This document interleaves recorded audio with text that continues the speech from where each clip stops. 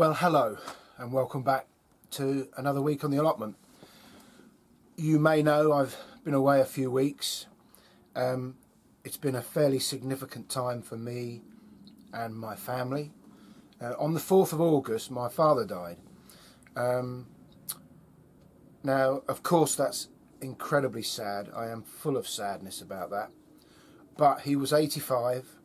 He had led the most wonderful and full life, and he died in his sleep peacefully. So, like I say, very sad, but we celebrated his life yesterday at his funeral. It was a wonderful family affair, and he would have been thrilled to see so many of his family at my mum's house, remembering him and the crazy, stupid, interesting, fascinated, challenging things he did with his life. So yeah, it's been tough. Of course, as with all these situations, it's really about my mum, who's lost the love of her life. But she's doing very well, and we'll help her through this sad time. So it's meant that I really haven't been here at all for a few weeks, really. I've managed to get up 2 or 3 times in the last month, literally to pick harvests. You know, it takes 6 months to grow all these tomatoes, and I didn't want to lose them. As well as the sad death of my father, at the same time, my daughter, who found out she was pregnant in December, absolutely wonderful news.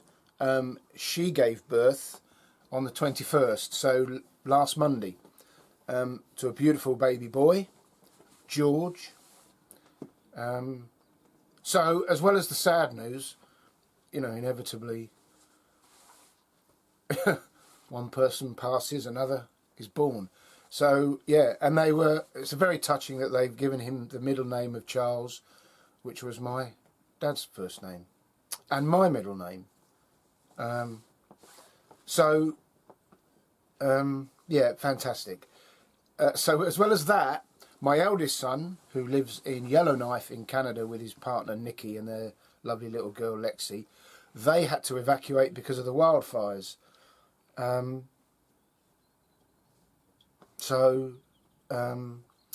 Yeah, difficult. They're perfectly fine. In fact, David got back for my dad's funeral, which is fantastic, and I know Mum greatly appreciated that. Huge effort. So yeah, you'll understand why I haven't been posting videos. It's been the most interesting time, and of course it's not over yet, but I feel up to it. I feel ready to come back. Like I say, the funeral was it wasn't yesterday, it was the day before. The days have blurred. I do apologise, the days have blurred. Yeah, we had his funeral Friday. We stayed with Mum yesterday to make sure everything was sorted and that she was ready to face the world without her husband. And we'll be going down to see her as much as we can. But back to the plot. It's a mess. Oh God, is it a mess. The summer has been very good for most crops. Lots of sunshine, a hell of a lot of rain. I haven't watered a single thing on this plot, other than the little tiny strawberry pots, the new runners, in at least 2 months, which has been great. As I mentioned in previous videos, I was worried about tomatoes and potatoes with blight. That hasn't happened as yet, and if it happens from now on, I can deal with it. So yeah, the plot has never been such a mess. Now, having said that, I've been doing this long enough to know it's not a problem. I've got all winter, which is fast approaching, when the weeds will start to subside, and I've got all winter to deal with the weeds, bed by bed, and piece of path by path. That's the most disappointing bit, is the paths have now got as many weeds as the beds.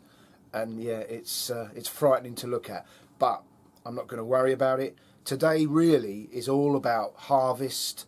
I will pick the odd little bit of the allotment and do some weeding, and I'm just going to take it a bite-sized piece at a time each time I come up here and just try to get it back to where it should be. Anyway, you're very welcome. Let's have a little look around.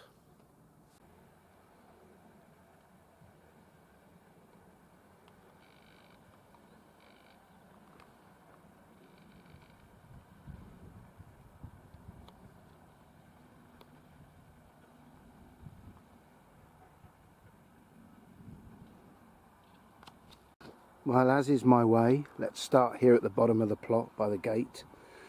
The pumpkins. What a year for pumpkins.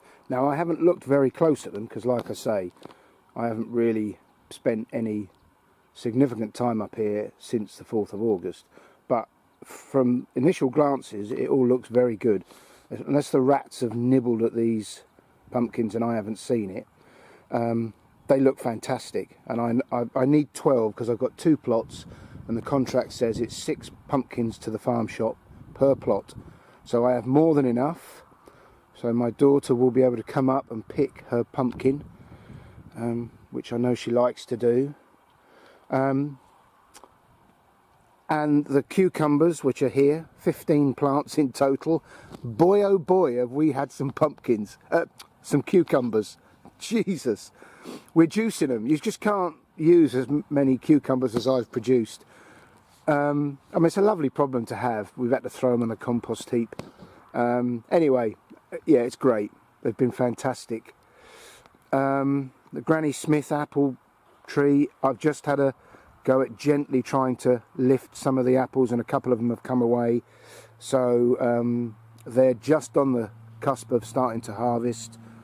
The Pomodoro tomatoes there, the ones that are really good for sauces, they're starting to harvest.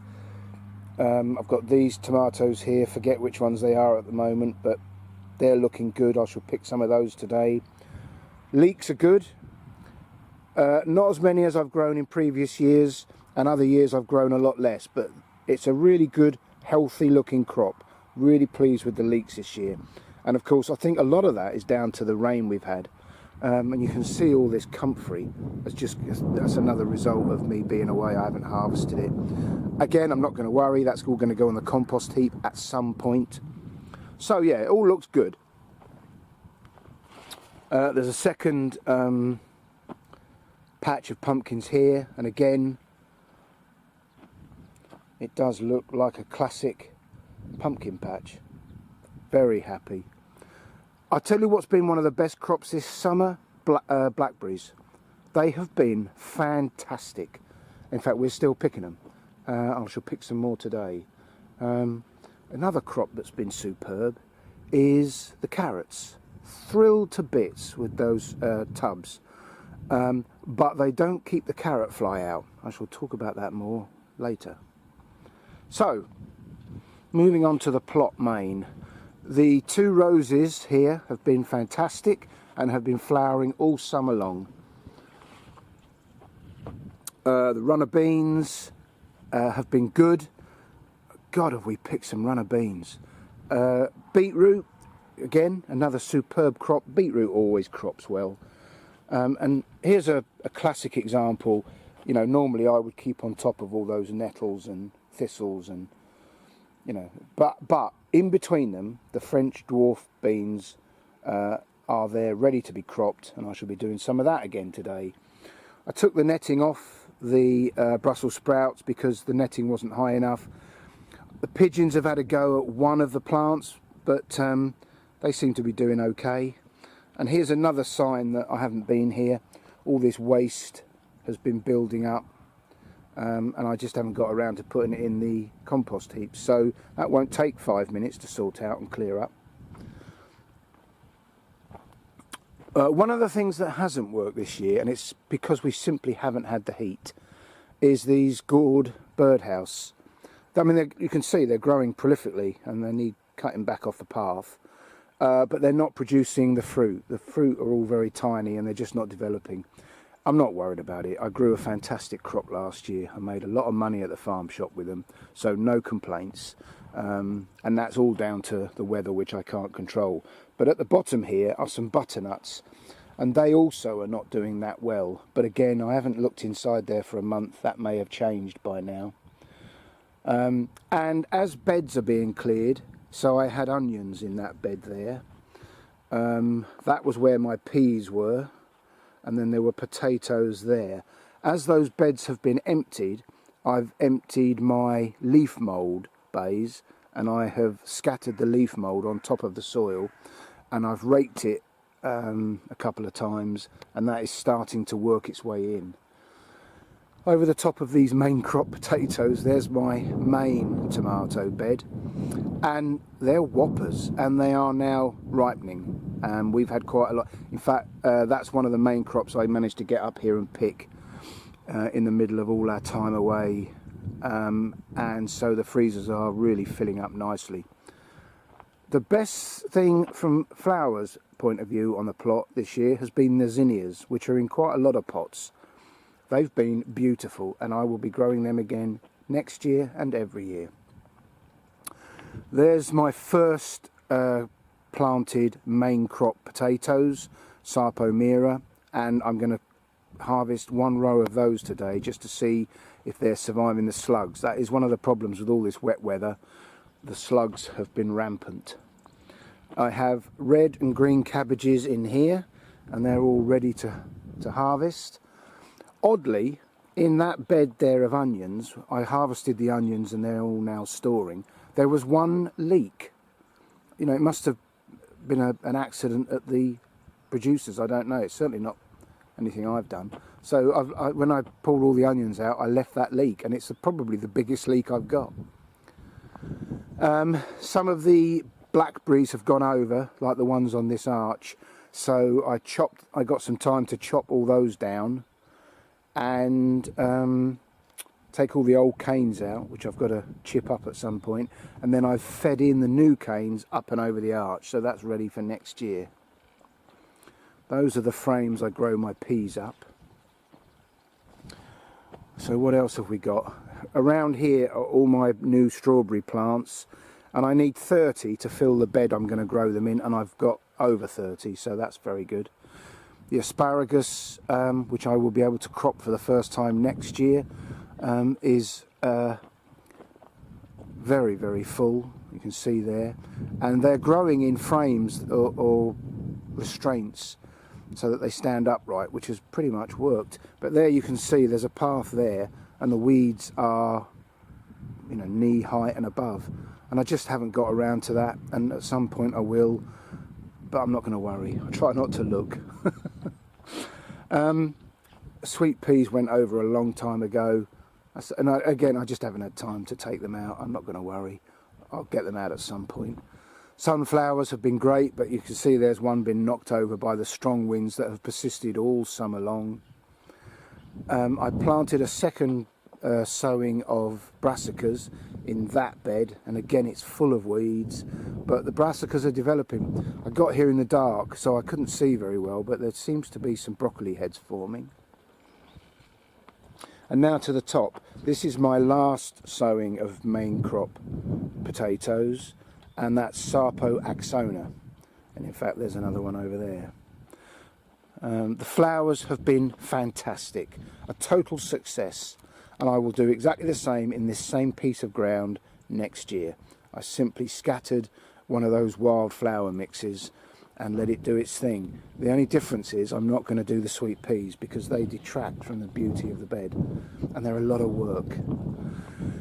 Pond is fantastic, and those mallows there that I got off some of the waste ground up here. I say waste ground, it was somebody else's plot that was abandoned, but they've been wonderful, and they're flowering again. Not so successful there, but there's always next year.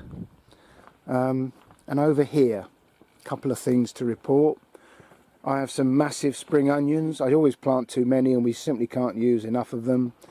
I've planted some more just to create a bigger problem. Celery. I'm going to declare that celery experiment a failure, and you can see why. It just hasn't developed big enough. I mean, I could juice those tops, but they're you know, they're pretty useless. So I'm not going to do that again, but it was worth a try. However, what's interesting is I didn't have enough bottles for all the celery plants I sowed, so I put a couple, or one, in there next to a blueberry plant, and that's developed nicely, and I don't think it's been had by the slugs, but I need to have a look. And this one was an excess plant I just left in the greenhouse and completely forgot about. And that is I know it's not the most attractive looking plant, and it doesn't look like anything you'd buy in a shop, but I think it's done better than those. And I've never watered it. It was sat in a tray, so it's been watered from below with the excess water from my peppers, which I'll show you a clip of later back in the greenhouse at home. So next year, one of my subscribers said that she grew all her celery in her greenhouse. So that's what I'm going to try next year. I'm not going to give up. So here we are in the latter part of August. It's a mess, but more importantly, the crops are successful. I've got lots of things to pick today. I'm going to go and finish my cup of tea.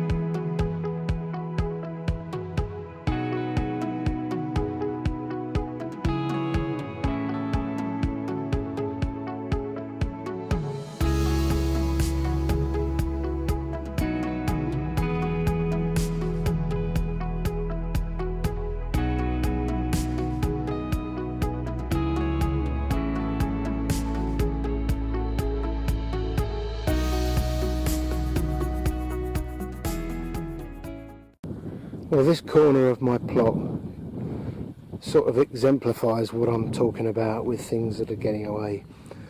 I mean, these nasturtiums are lovely. They come back every year and they block the paths and grow over the compost heaps.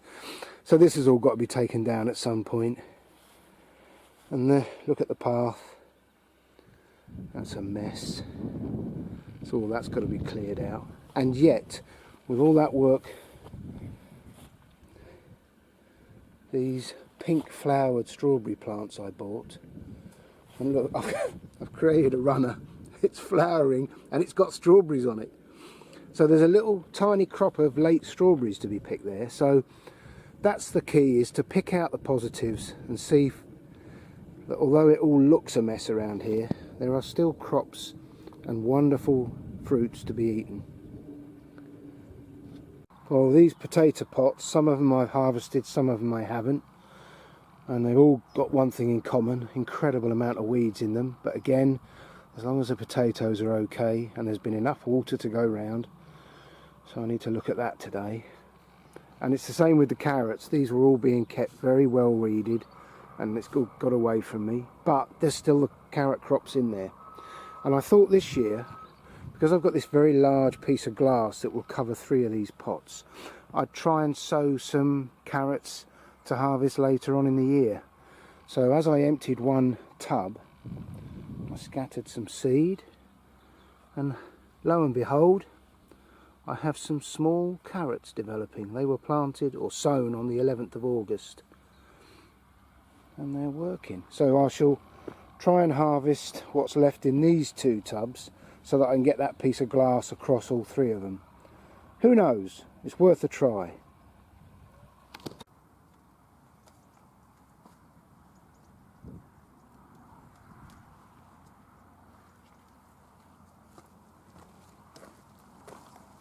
A quick update on the step over fruit trees. That one is doing well. It's going out left and right and tying it in as it goes. The tree here I naively put potatoes in.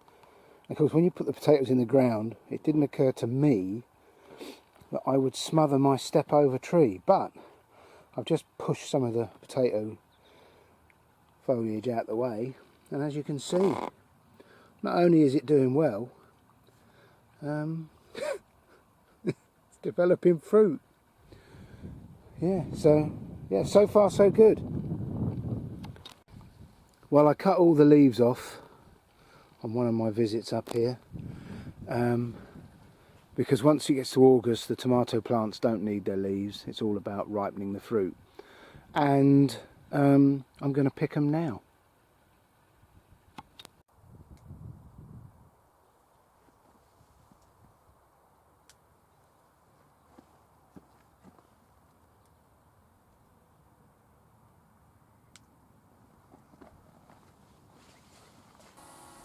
Okay, I'm going to try the return to home feature, which means it should come straight back to where it took off. I've never done this before and I'm quite nervous. There we go. I've pressed the button. It's going up. It goes up to 65 feet. It's coming across.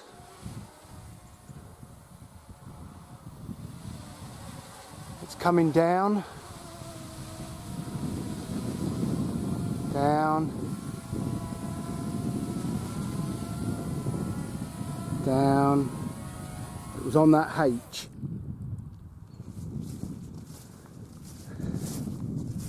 Well, there we are. It's about 5 feet from where it took off. First of all, that's a hell of a relief. And I'm happy with that. That's incredible technology for such something that is classed as a toy. Whew!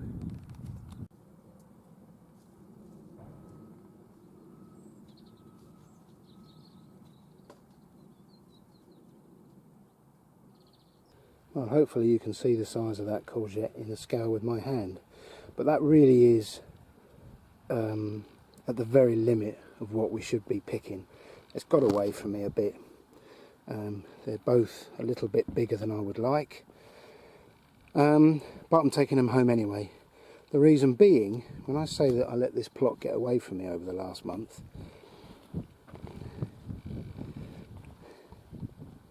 I've just picked these off the plant.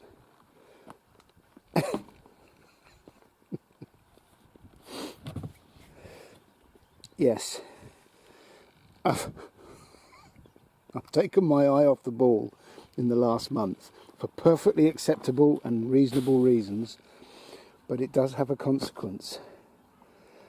Oh well, never mind. On the compost heap with them.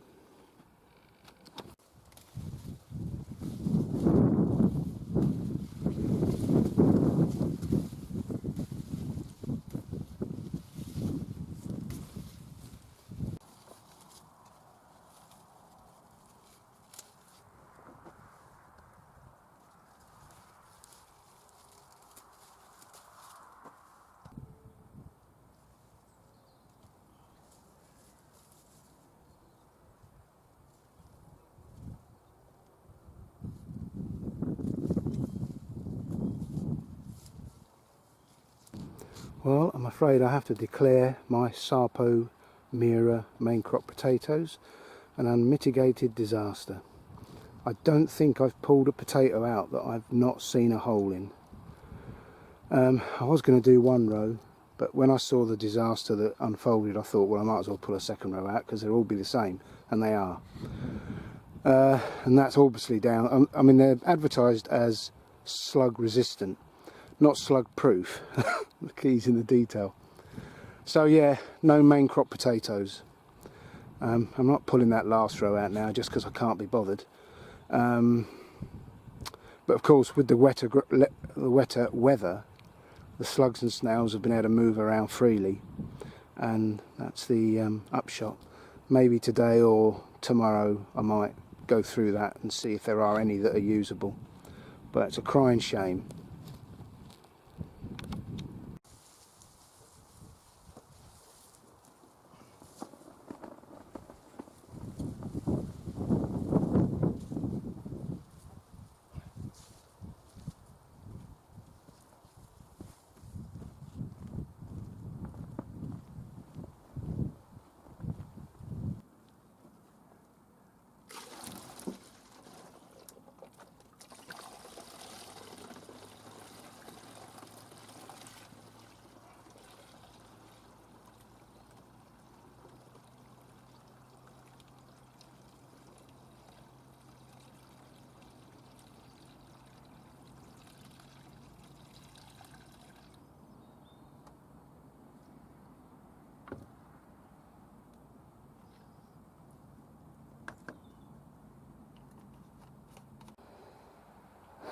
Well, very happy with that harvest.